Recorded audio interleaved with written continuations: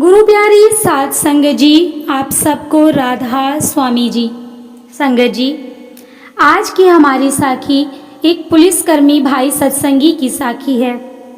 एक सत्संगी भाई जो पुलिस महकमे में ऊंचे पद पर कार्यरत था। एक दिन उसने सदगुरु जी से शिकायत की कि हे सच्चे पातशाह, मैं अपनी तकदीर से बहुत परेशान हूँ।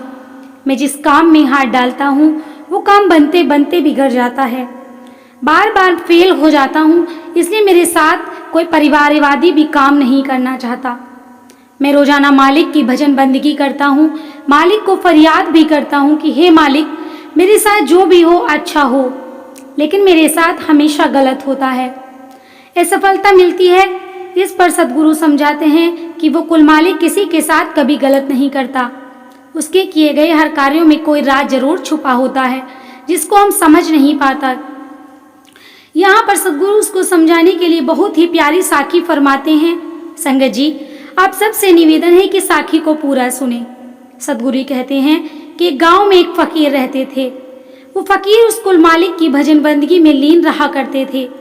जिस गांव में वे रहते थे उस गांव में रखवाली के लिए पशुओं को पालने का रिवाज होता था। किसी ने अपने घर की रखवाली के लिए कुत्तों को पाल रखा था तो किसी ने खेतों की रखवाली के लिए बैलों को पाल रखा था। एक दिन उस गांव के सभी कुत्ते मर गए।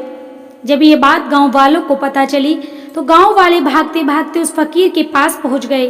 पूछने लगे, बाबा, गांव के सभी कुत्ते मर गए, कोई महामारी फैल गई या कुछ और हो गया? फकीर बाबा बोले, कोई बात नहीं, चिंता मत करो, इसमें भी उस कुल मालिक की कोई रजा होगी, कोई मर्जी होगी। दूसरे ही दिन उस गांव के दूसरे जानवर भी मर गए।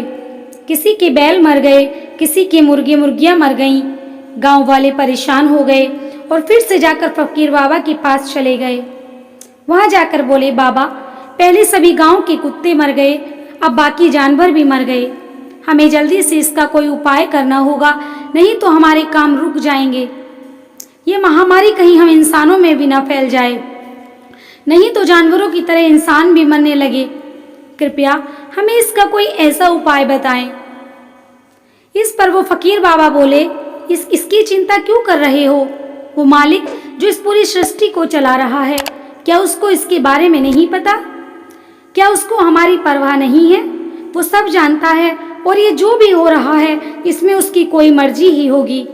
वो जो भी करता है ठीक ही करता है। तो उस फकीर की ये बात सुनकर कुछ गांव वाले गुस्सा हो गए और फकीर बाबा पर नाराज हो गए।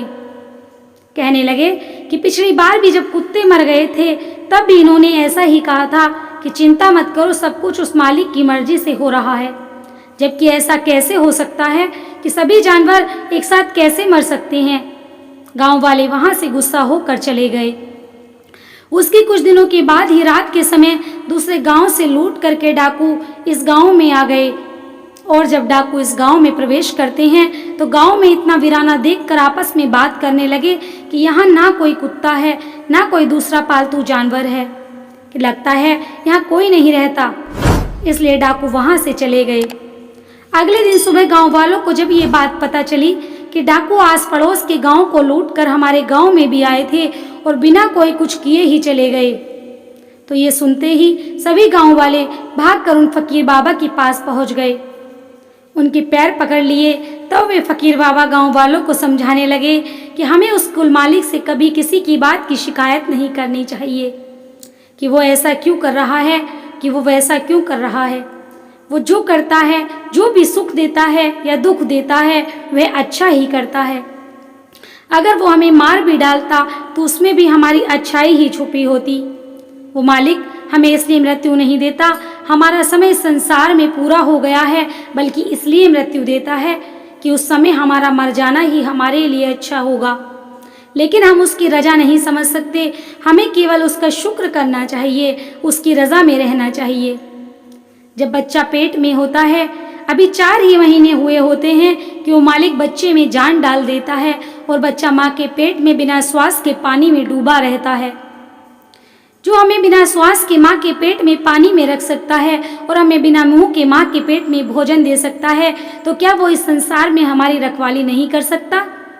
हमें हर हाल में उस मालिक का शुक्राना करना चाहिए और कभी भी मालिक से शिकायत नहीं करनी चाहिए। अंत में सद्गुरु कहते हैं, हमें कभी चिंता नहीं करना, कभी मायूस नहीं होना, हर हाल में भजन सिमरन करना, कुल मालिक पर विश्वास करना। भजन बंदगी करने वाले जीव का कभी बुरा होने ही नहीं देता वह मालिक। संगत जी, यह सुनकर वह पुलिसकर्मी सत्संगी भाई सद्गुरु के चरणों में माथा टेक कर वहाँ से चले गए और उन्होंने वह जीवन बहुत ही सुखद तरीके से व्यतीत किया। संगत जी, यह एक सच्ची साखी है। आप सबसे निवेदन है कि अगर आपको यह साखी पसंद आई हो या आप इस तरह की साखियाँ सुनना चाहते हैं तो आप हमारे चैनल को सब्सक्राइब ज़रूर करें और साखी को शेयर करें। राधा स्वामी जी।